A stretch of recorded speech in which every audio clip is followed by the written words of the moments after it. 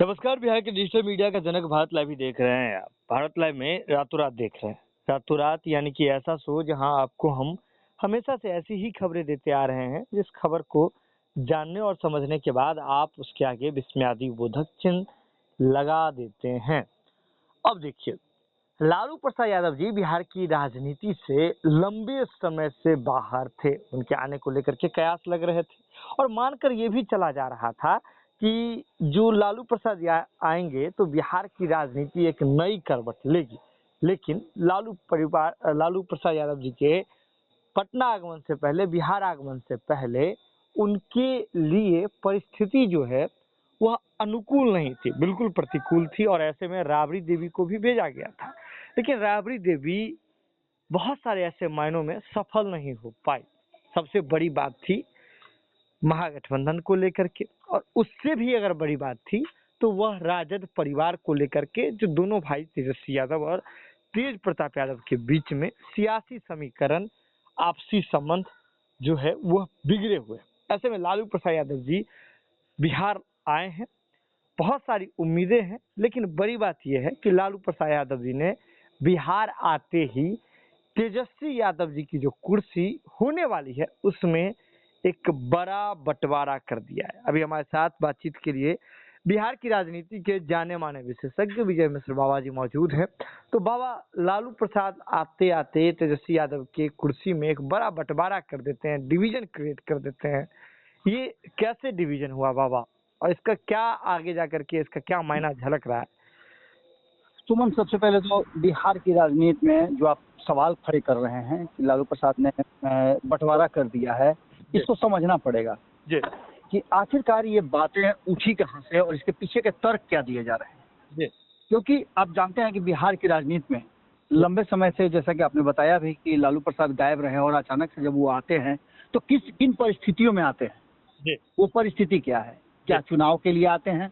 क्या तेजस्वी यादव ने जो कहा है कि चुनाव जीत करके हम नीतीश कुमार को सत्ता से बेदखल कर देंगे, उसके लिए आते हैं? जी या फिर अपने परिवार में जो बड़ा एक विद्रोह नजर आ रहा है उसके लिए आते हैं? जी या एक सबसे बड़ा सवाल है कि क्या बिहार में जो जमीन धीरे धीरे लालू प्रसाद की खिसक रही थी, जी जिसका कि दावा एनडीए के घटक दल के सभी दल कर रहे थे, जी क्या उसको बचाने के लिए आए हैं? या फिर तेजस्वी यादव जिस तरह से निरंकुश होते जा रहे हैं, मैं शब्द का यूज कर रहा हूँ, निरंकुश, जी बाबा, निरंकुश होते जा रहे हैं, क्या अपनी पार्टी को बचाने आए हैं या फिर इसलिए आए हैं कि उन्हीं की पार्टी के, उन्हीं के पुराने साथी जो हैं वो ये बातें कह रहे हैं और पार्टी के लाइन से अलग हट करके बहुत सारी बातों के जवाब में ये कह देते हैं कि उनके परिवार के फलाने फलाने सदस्य तो पार्टी में है ही नहीं। जी ये पूरा विस्तार से जब आप इन सारी चीजों पर गौर से जब चर्चा शुरू कीजिएगा या सोचना शुरू करिएगा, जिस तरह की बिहार की जनता सोचना शुरू कर चुकी है, राजनीतिक दल के नेता सोचना शुरू कर चुके हैं कि आखिर राष्ट्रीय जनता दल, जो कि एक मजबूत धड़ा था बिहार में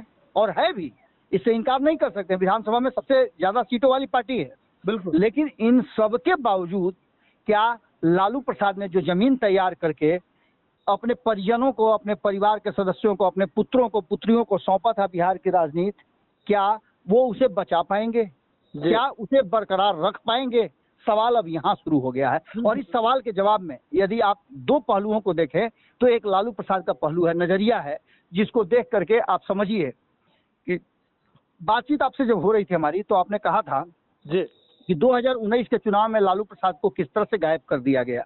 ये चर्चाएं हम लगातार भारत लाइव पर करते आ रहे हैं। बिल्कुल कि 2019 के चुनाव में तेजस्वी यादव ने लालू प्रसाद को, भले ही सब कुछ लालू प्रसाद ने किया, लेकिन लालू प्रसाद को तस्वीरों से गायब कर दिया। लालू प्रसाद ने ही तय किया था एनडीए का स्वरूप क्या होगा, किसे कितनी सीटें मिलेंगी।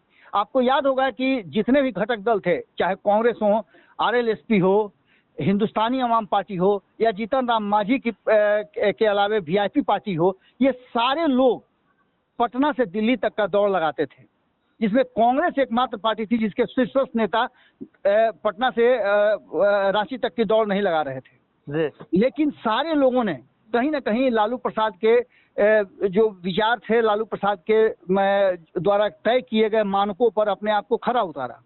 और भले ही चुनाव में लालू प्रसाद नहीं रहे हों, बिल्कुल, लेकिन लालू प्रसाद का नाम कहीं ना कहीं उनके विरोधियों ने यूज किया, जितना कि फायदेमंद नहीं रहा तेजस्वी यादव के लिए। और शायद यही बात था कि तेजस्वी यादव ये शो करना चाहते थे, ये दिखाना चाहते थे कि लालू प्रसाद की लेगेसी को वो आगे लेकर के चलने में सक्षम है, लेकिन पूरी तरह से मात खा गए वो।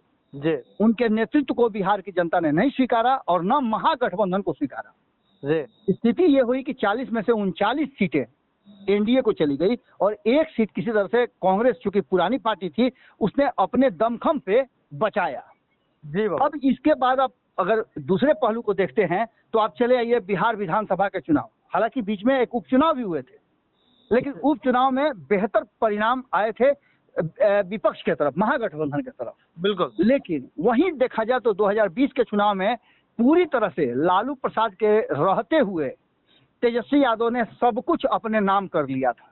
महागठबंधन का स्वरूप कैसा होगा, किसे कितनी सीटें मिलेगी, आपको याद होगा सुमन, आपसे मैं चर्चा कर रहा था रातों रात में, तो मैंने कहा था कि यदि लालू प्रसाद होते तो कांग्रेस को किसी भी कीमत में 70 सीटें वो नहीं देते, क्योंकि लालू प्रसाद को ये बात पता था। लालू प्रसाद लंबे समय से कांग्रेस के साथ हैं और अपनी शर्तों पे बिहार में लालू प्रसाद राजनीति करते हैं और अपने साथ रखते हैं कांग्रेस को। जी, लेकिन तेजस्वी यादव ने जिस तरह से छोड़ दिया जीतन राम मांझी को, जो कि लालू प्रसाद रहते तो किसी भी तरह से नहीं छोड़ते। आपको याद होगा कि जब एनडीए से भाग करके आए थे जीतन राम मांझी, तो लालू प्रसाद ने बिना किसी शर्त के उनके पुत्र को, जबकि उनके पास संख्या भी नहीं थी, न उनके कोई सदस्य थे किसी सदन में, उसके बावजूद भी एक मात्र जीतन राम मांझी थे, उसके बावजूद उन्होंने उन्हें एमएलसी बनाया था। आपको याद होगा वो भी दिन कि जब रामविलास पासवान को सभी ने नकार दिया था तो लालू प्रसाद ने स्वीकार किया था और उन्हें राज्यसभा भेजा था। ये चर्चाएं हमेशा की जाती हैं। इन सब के बावजूद आप समझिए कि आखिर क्यों जीतन राम मांझी के बाद आपने देखा कि किस तरह से उपेंद्र कुशवाहा निकल करके महागठबंधन से बाहर चले गए।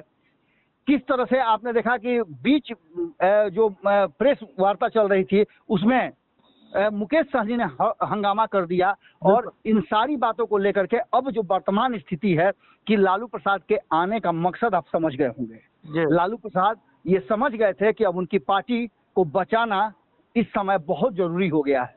चुनाव हार जीत अलग मुद्दा है, लेकिन पार्टी बची रहेगी तभी आगे चुनाव लड़ सकते हैं। हार और जीत अलग मुद्दे होते हैं, लेकिन पार्टी और संगठन को बरकरार रखना, जिस तरह की चर्चाएं शुरू हो गई थी लालू प्रसाद की अब्सेंटी में, जिसके मन में जो आ रहा था वही बोल रहा था।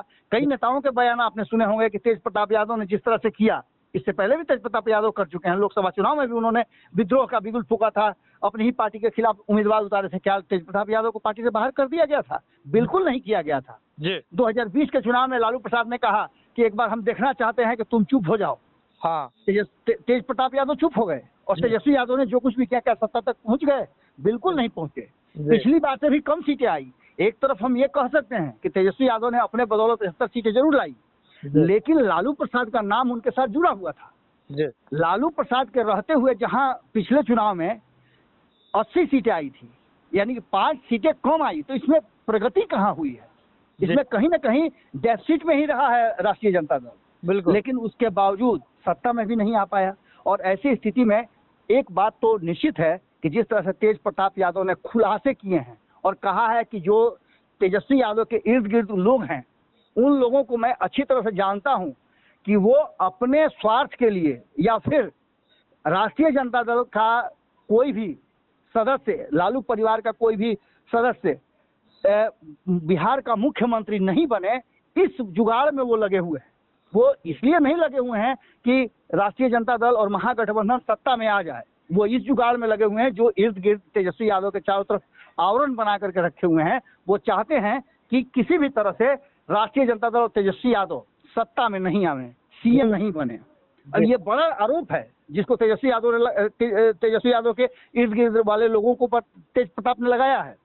हाँ। इसके बाद आपने देखा कि जब दिल्ली से वापस आए लालू प्रसाद, तो उसके लिए भी तेज प्रताप यादव ने कोशिश किया कि वो उनके यहाँ रहें, उनके यहाँ आए, लेकिन उस समय भी क्या कुछ हुआ, ये सारा तस्वीरें आपने देखी होगी। धक्का मुक्की भी उनके साथ किया गया, उन्हें बाहर करने की कोशिश की गई, उन्होंने इस पर धरना प्रदर्शन किया, लेकिन इन सब के बावजूद ठीक आपको याद होगा कि लालू प्रसाद के करीबियों में से कई ऐसे नेता हैं, उदय नारायण चौधरी की बात कर लीजिए, शिवानंद तिवारी की बात कर लीजिए, इन लोग को किसने अधिकार दिया, किसने हक दिया कि वो ये कहें कि तेज प्रताप यादव पार्टी में तो है ही नहीं जी। अब इन सब बातों के बाद लालू प्रसाद ने मुहर लगा दिया है, जो आप आज रातों रात में कहने जा रहे हैं, उन बातों पे मुहर लगा दिया है कि कहीं ना कहीं राष्ट्रीय जनता दल में अब लालू प्रसाद ने कहिए तो दो फाड़ कर दिया है और साफ तौर पे तेज प्रताप यादव को मनाने जाना, उनका तेज प्रताप यादव से मिलने जाना इस बात की तरफ इशारा करता है कि न तेज प्रताप यादव तेजस्वी यादव से मान पाए, न राबड़ी देवी से मान पाए। लालू प्रसाद क्या करेंगे? क्या लालू प्रसाद तेजस्वी यादव के साथ खड़े नजर आएंगे या फिर इस चुनाव के बाद तेज प्रताप यादव जिस धारा को लेकर के आगे चल रहे हैं उस धारा के साथ वो जुड़े रहेंगे? क्योंकि आपने देखा होगा कि जहां एक तरफ तेजस्वी यादव लालू प्रसाद के नाम से भी अपने आप को दूर रखना चाहते हैं, वहीं तेज प्रताप यादव लगातार लालू प्रसाद के नाम का माला जपते हैं, चाहे लालू राबड़ी के नाम पर उनका विभिन्न तरह का कार्यक्रम चलाना हो, पदयात्रा करना हो या अन्य बातें हों। उनका सीधे तौर पे कहना है कि मेरे भगवान हैं लालू प्रसाद और इसके लिए वो किसी से भी लड़ सकते हैं, किसी से भी किसी भी तरह का समझौता नहीं कर सकते हैं। वहीं आपने देखा होगा कि तेजस्वी यादव ने माफी भी मांगा है लालू राबड़ी शासन के लेकर के। अब ऐसी स्थिति में लालू प्रसाद के पास विकल्प सामने खुले नजर आ रहे हैं कि वो तेजस्वी यादव के साथ खड़े होते हैं या तेज प्रताप, क्योंकि तेजस्वी यादव अकेले पड़ गए हैं परिवार में और उनके साथ उनके करीबी जो उनके इर्द गिर्द लोग हैं जो उनकी पार्टी के साथ जुड़े हुए हैं या फिर उनके सलाहकार हैं वो उनके साथ हैं, लेकिन तेज प्रताप यादव के साथ पूरा परिवार खड़ा नजर आ रहा है। जहां एक तरफ मां खड़ी नजर आ रही हैं, वहीं बहनें भी खड़ी नजर आ रही हैं और लालू प्रसाद अगर मिलने गए हैं तो निश्चित रूप से लालू प्रसाद भी उनके साथ खड़े नजर आ रहे हैं। ऐसी स्थिति में ये कहा जा सकता है, जो आज आप रातों रात में स्थापित करना चाहते हैं, कि कहीं ना कहीं लालू प्रसाद ने परिवार और पार्टी को दो फाड़ कर दिया है और दोनों के अधिकार और बहुत जल्दी आपको देखने को चुनाव के बाद मिल सकते हैं। लेकिन बाबा कहीं ना कहीं एक और बड़ी बात यह है कि तेज प्रताप यादव जी जिस बात को स्थापित करना चाह रहे थे, अगर आप करीब से देखेंगे तो तेज प्रताप यादव जी का जो बंगला सजा हुआ था वे पहली बार ऐसी थी जब तेज प्रताप यादव जी अपने पार्टी का निर्माण किए हैं और इसके बाद लालू प्रसाद यादव वहां पहुंचे हैं। और ऐसे में तेज प्रताप यादव जी का जो मनोबल जो है वह लालू प्रसाद यादव जी के आने के बाद बढ़ा हुआ था। तो ये साफ तौर पर दिख रहा था कि ऐसा लग रहा था कि तेज प्रताप यादव जी ये बताना चाहते हैं कि अपने समर्थकों को, अपने पार्टी के संगठन के लोगों को, अपने कार्यकर्ताओं को, बिहार की जनता को, कि लालू प्रसाद यादव अब भी उनके साथ खड़े हैं। जब वे लालटेन चुनाव चिन्ह का उपयोग नहीं भी कर रहे हैं, दूसरी पार्टी भी बना रखे हैं, तब भी लालू प्रसाद यादव जी उनको आशीर्वाद देने के लिए खड़े हैं। यानी कि लालू प्रसाद यादव जी का उन्हें आशीर्वाद प्राप्त है। और इसी उद्देश्य से ऐसा राजनीतिक गलियारों में हलचल तेज है, चर्चा चल रही है कि इसी उद्देश्य से जो है अपने पार्टी के, अपने संगठन के लोगों को एक अलग मैसेज देने के उद्देश्य से तेज प्रताप यादव जी अपने पूरे आवास परिसर को सजा करके रखे हुए थे और लालू प्रसाद यादव जी के वहां आने को लेकर के उन्होंने धरना प्रदर्शन भी किया था। और चाहे एयरपोर्ट वाला मामला हो या कुछ भी हो, लेकिन लालू प्रसाद यादव जी वहां जा करके एक बात स्थापित कर दिए, तेज प्रताप यादव जी के कार्यकर्ताओं, उनके समर्थकों और बिहार की जनता के बीच एक अलग संदेश दे दिया कि वे तेज प्रताप यादव जी के साथ खड़े हैं, उनके भी साथ खड़े हैं। यानी कि डिवीजन हो चुका है। बिल्कुल बिल्कुल बड़ी बात थी आज के रातों रात के दौरान कि तेजस्वी यादव किस प्रकार से जिस कुर्सी पर बैठने के लिए उत्साहित दिख रहे हैं, बिहार के मुख्यमंत्री के पद की कुर्सी पर, तो कहीं ना कहीं इसमें अभी डिवीजन हो गया है। जुड़ना भारत लाइव के साथ कैसा लगता है आपको हमारे ये खास कार्यक्रम रातों रात? बिल्कुल आप हमें बता सकते हैं। कमेंट बॉक्स लगातार खुले हुए हैं। खबर को देखते रहिए, वीडियोज को देखते रहिए, शेयर करते रहिए और हमारा मनोबल बढ़ाते रहिए। बहुत बहुत धन्यवाद। अगर ये वीडियो पसंद आई और वह बिहार के राजनीति और बिहारियत से सरोकार रखेनी तो सब्सक्राइब बटन दबा के चैनल के सब्सक्राइब कर ली। ओजे एगो घंटी बा, ओकरा बटन दबा देला से कुल सटीक और मारक खबर रुआ मुफ्त में मिल जाई। अगर रुआ पत्रकारिता के हमनी के नया प्रयोग में सहयोग कर चाहतानी तो ज्वाइन बटन दबा दी। पेटीएम नंबर नोट कर ली 9386816700। धन्यवाद।